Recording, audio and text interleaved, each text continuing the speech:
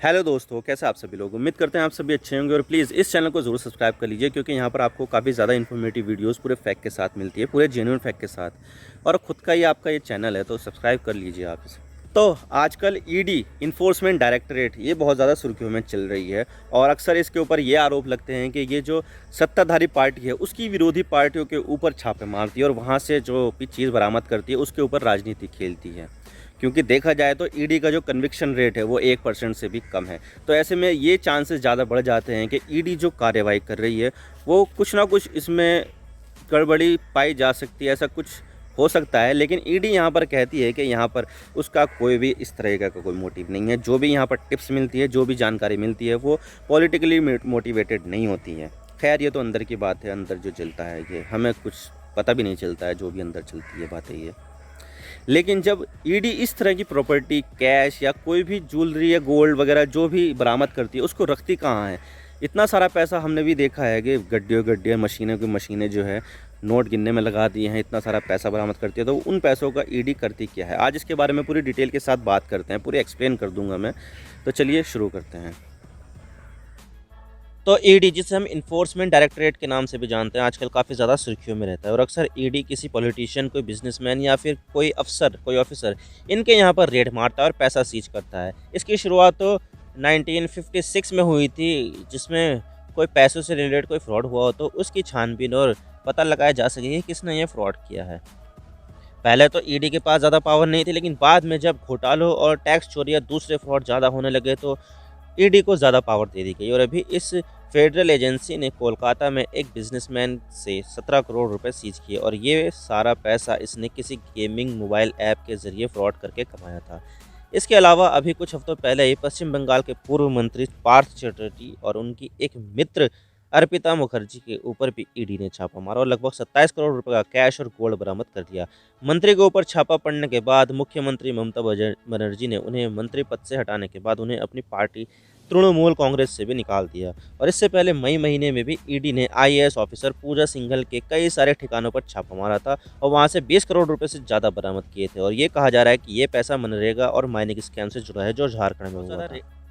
और अब ईडी ऐसे मामले में बहुत ही ज़्यादा रेड मार रहा है। और अगर मैं मनमोहन जी के शासनकाल से मोदी जी के शासनकाल की तुलना करूं तो जहां पर मनमोहन सरकार ने 10 सालों में सिर्फ 112 ही छापे पड़े थे, तो मोदी सरकार के 2014 से लेकर अब तक 2022 तक 8 सालों में ही 3000 से भी ज़्यादा क्रॉस कर चुका है ये, और ये 3010 से भी ज़्यादा छापे पड़ गए हैं, यानी कि छापों में 27 गुना का इजाफा हुआ है। और इन छापों से बरामद पैसों की बात करूँ तो ईडी ने इन छापों से बहुत सारा पैसा बरामद किया है और 31 मार्च 2022 को खत्म हुए फाइनेंशियल ईयर में ईडी की कस्टडी में 1 लाख करोड़ से भी ज़्यादा पैसा रखा हुआ था और ये पैसा बहुत सारे छापों से बरामद हुआ पैसा है जिस पर अभी इन्वेस्टिगेशन चल रही है। और इस 1 लाख करोड़ रुपए में से 57,000 करोड़ तो सिर्फ बैंक फ्रॉड और ज़्यादा रिटर्न का लालच देकर लोगों से पैसे ऐंठने वाली पोंजी स्कीमों से रिलेटेड है।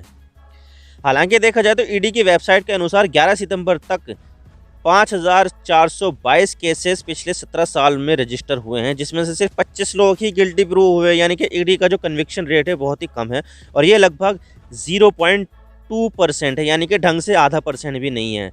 जिससे ईडी के ऊपर आरोप लगते हैं कि जो भी छापे ईडी मारती है सब पॉलिटिकली मोटिवेटेड होते हैं, और जबकि ईडी कहती है कि वो बिना किसी राजनीति में फंसे हुए काम करती है।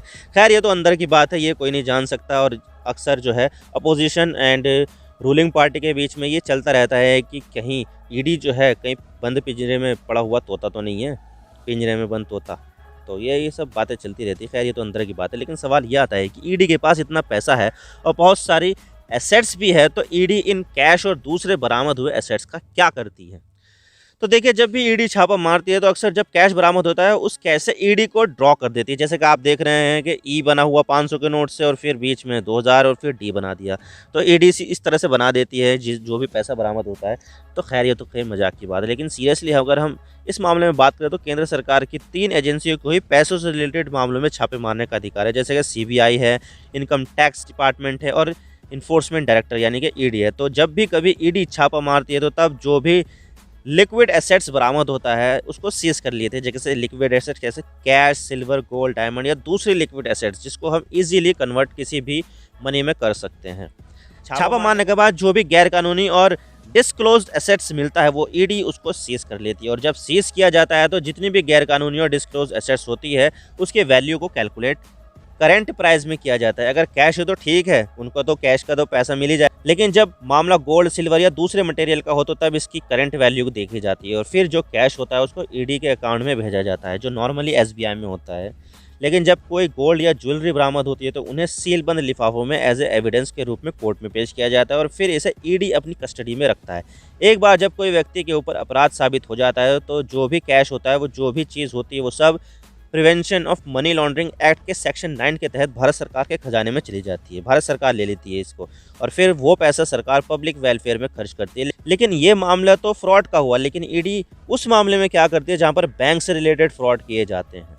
तो देखिए, जब मामला बैंक से जुड़े हुए फ्रॉड का हो तो ऐसे में जो पैसा जहाँ से लिया जाता है वो पैसा बरामद होने के बाद वहीं वापस कर दिया जाता है। जैसे कि किसी व्यक्ति ने लोन लिया 1 करोड़ का और उसने पैसा नहीं लौटाया, तो ऐसे में ईडी क्या करती है कि जो भी पैसा उस व्यक्ति से बरामद होता है वो पैसा वापस उस बैंक को दे देती है, यानी कि रिटर्न कर देती है।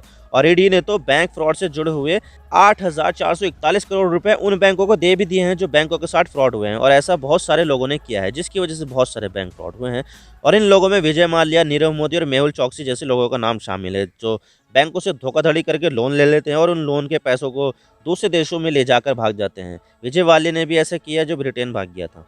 तो ऐसे लोगों पर छापा मारकर जितना भी पैसा या ज्वेलरी या प्रॉपर्टी बरामद होती है, उन प्रॉपर्टी को बेचकर उनसे मिलने वाले पैसों को उन बैंकों को वापस दे देती है जिनसे ऐसे लोगों को लोन लेकर नुकसान उठाना पड़ा है। अब तक 23,000 करोड़ रुपए से भी ज़्यादा की प्रॉपर्टी को वापस बैंकों को लौटाया जा चुका है। लेकिन अब सवाल यह आता है कि ईडी इतने सारे केसों को हैंडल कर रही है जिसमें बहुत ज़्यादा कैश बरामद हुआ है, लेकिन ईडी का कन्विक्शन रेट तो 1% से भी कम है। तो ऐसे में ईडी अगर कुछ सीज करता है तो उसका क्या होता है, क्योंकि वो बाद में कन्विक्ट नहीं हुआ तो और उस पर कोई आरोपी साबित ना हुआ तो ऐसे में क्या करे जाएगा उस प्रॉपर्टी या कैश या जो भी ज्वेलरी बरामद हुआ हो तो देखिए, जब भी कभी कोई भी कैश या प्रॉपर्टी को prevention of money laundering act के अंडर अपनी कस्टडी में ईडी लेती है तो ईडी सिर्फ 180 दिन तक ही उस प्रॉपर्टी या कैश को अपने कब्जे में ले सकती है। और इसी बीच ईडी को कोर्ट में ये प्रूव करना होता है कि जो प्रॉपर्टी ईडी ने अपने कब्जे में ली है वो पूरी तरह से वैलिड है या नहीं, क्या वो ले सकती है या नहीं, कुछ गड़बड़ तो नहीं है।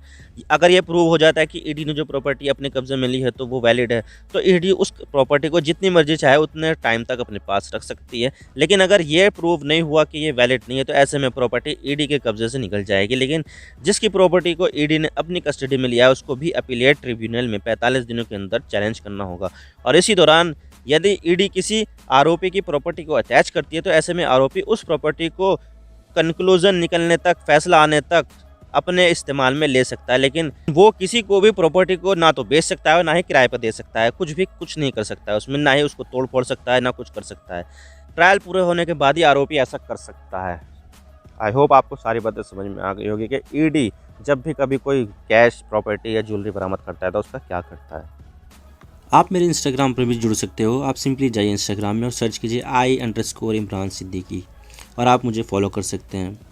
इसके अलावा आप मुझे ट्विटर पर भी फॉलो कर सकते हैं, यहाँ पर भी सेम ही यूज़र नेम है I_इमरान सिद्दीकी। तो दीजिए मुझे इजाज़त, मैं मिलता हूँ आपसे नेक्स्ट वीडियो में। अगर आपको वीडियो थोड़ी सी भी पसंद आए तो चैनल को ज़रूर सब्सक्राइब कीजिए। Thank you for watching. I really appreciate your precious time. God bless you all. Now signing off.